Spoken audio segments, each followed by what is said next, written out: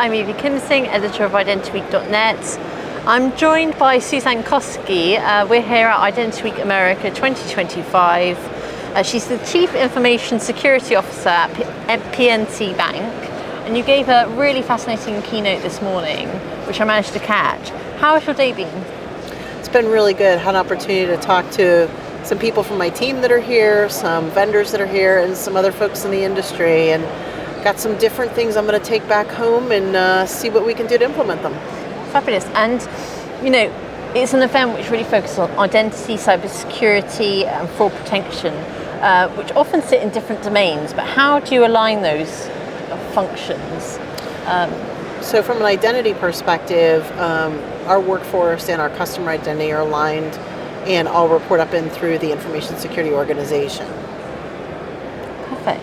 When it comes to internal threats, do employees often have more access than they need? You know, privileged access, and how do you balance those permissions with maybe some more friction, necessary friction? So when you think about internal workforce, you have to, which is both employee and contractors, you have to constantly know that they have the right access at the right time. So looking at that, using things like analytics to say, do the patterns for these groups look similar, or is there an outlier? So not just a standard certification, but really looking at data and analytics to look for the anomalies in the data set. And you kind of think of it as like an identity model. So taking RBAC really to the next level and looking for that not only in standard entitlements, but privileged entitlements. And on privilege, it's, you know, it can be a human, it can be a non-human. What do those accounts look like? How do you know who has access to them? And ultimately, how do you get to only using those during the time that you need them and having just-in-time access? So it's constant evolution of constantly looking at the data, knowing that, and challenging those things, but having governance too that allows you to have the right friction or an incredibly wonderful experience with things like passwordless.